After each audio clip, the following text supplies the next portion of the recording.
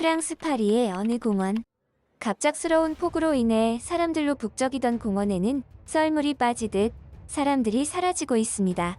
하지만 유독한 여성은 갑작스러운 폭우에도 아랑곳하지 않고 비를 쫄딱 맞은 채 거리를 헤매고 있는데요. 그녀는 3살짜리 딸아이와 여행을 왔다가 아이를 잃어버린 엄마였습니다. 하지만 불행하게도 이 여성은 끝내 아이를 찾지 못하고 지옥 같은 10년의 세월을 살게 되는데요. 그런 어느 날 이 여성은 의문의 한국인에게 충격적인 이야기를 듣게 되고 그 이후로 그녀의 인생은 완전히 달라졌다고 합니다.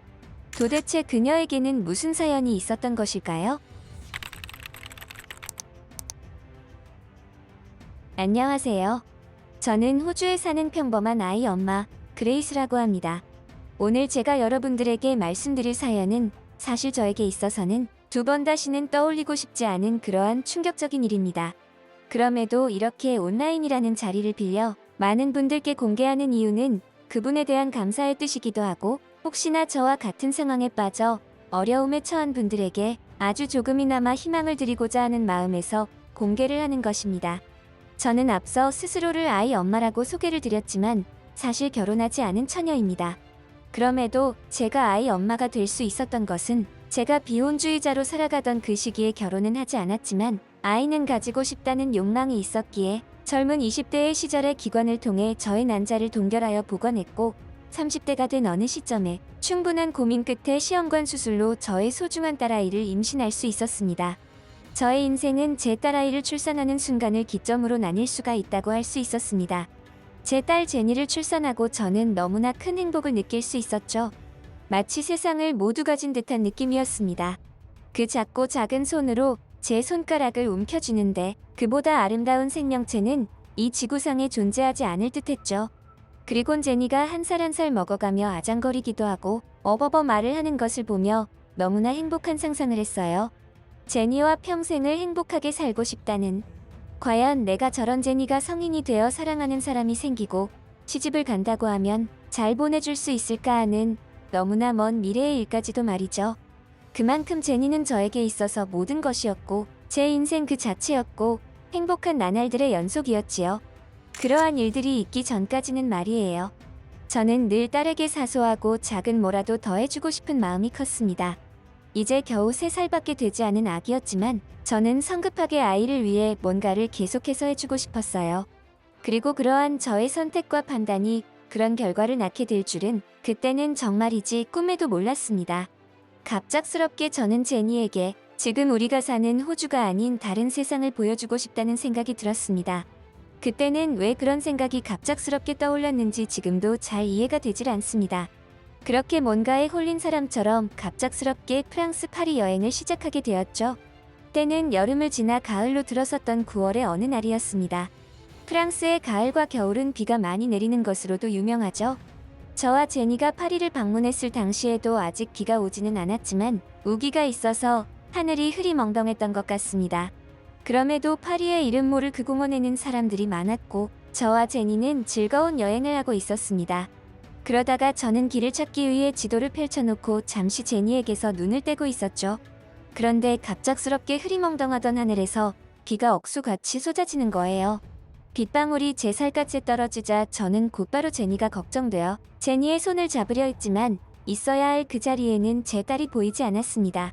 아주 잠깐이었지만 그렇게 제니는 온데간데 없이 사라져버리고 말았던 것이죠. 저는 순간적으로 패닉 상태에 빠졌던 것 같습니다. 그저 내 딸 제니를 찾아야겠다는 일념 하나로 그 많은 사람을 비집고 다니면서 제니를 찾아다녔어요.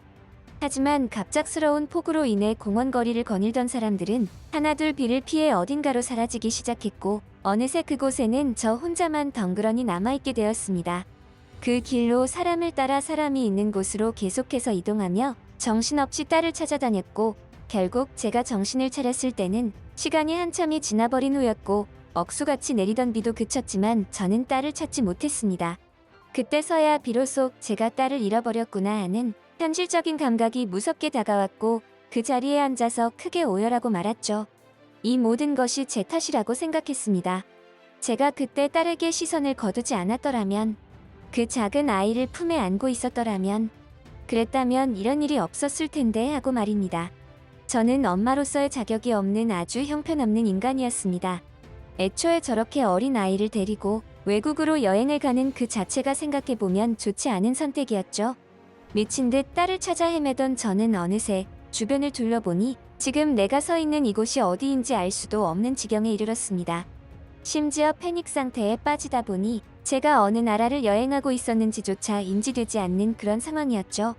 저는 힘겹게 정신을 차리고 서둘러 경찰서에 가서 신고하고 상황을 설명했지만 위치와 장소를 모르니 수사는 제대로 진척이 되지 않는 것 같았습니다.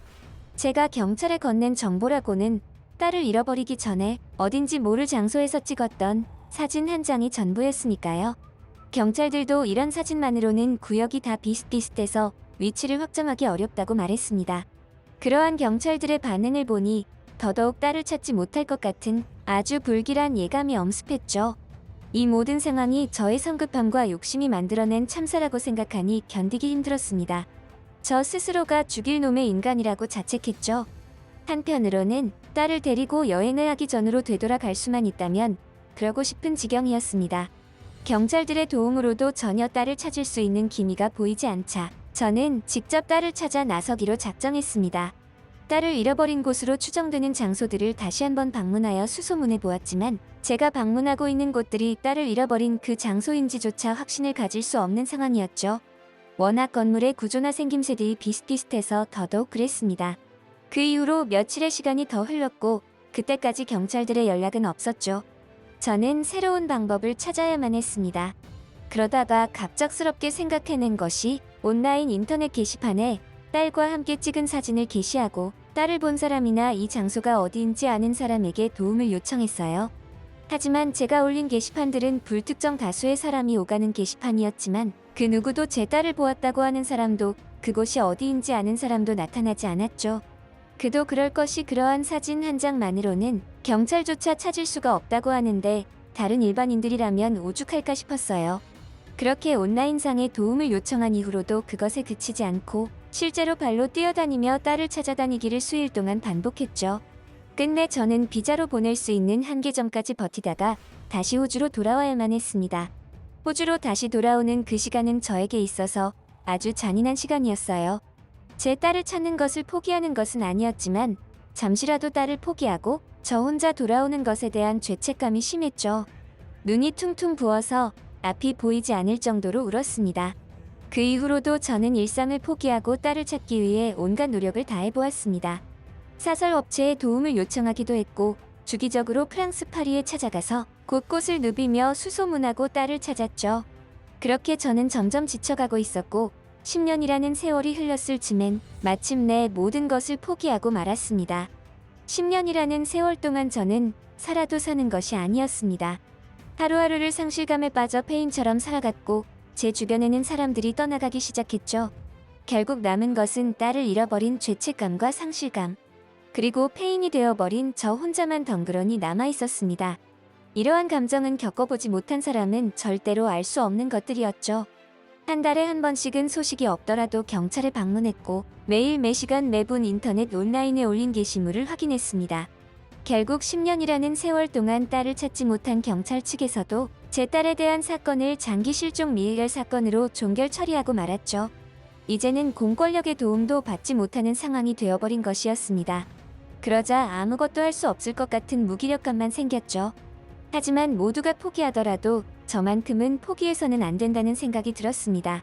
10년이 지나도 20년이 지나더라도 부모가 잃어버린 아이를 절대 포기하는 일은 없을 것입니다. 그건 저 또한 마찬가지였죠. 그래서 경찰이 안 되면 내가 직접 찾아야지 하며 그 당시 여행지에 가서 아이를 잃어버린 장소라고 추정되는 곳들을 다시금 방문하여 수소문했습니다. 하지만 소득은 없었죠. 그러던 어느 날 과거 수년 전에 한 온라인 게시판에 올렸던 저의 게시물에 한동안 달리지 않던 댓글이 달린 것을 확인했습니다. 사진에 보이는 이곳은 프랑스의 샤또 브리앙 공원입니다. 이 주변에는 비슷한 장소들이 많아서 아마도 많이 헷갈리셨을 거예요. 아주 짧은 댓글이었습니다. 하지만 그 댓글은 저의 인생을 완전히 바꿔주었습니다. 진한킴이라는 닉네임의 그 사람은 나중에 알게 된 사실이지만 한국인이었죠. 그 사람은 확신을 가진 말투로 그곳의 장소를 정확하게 확정했습니다.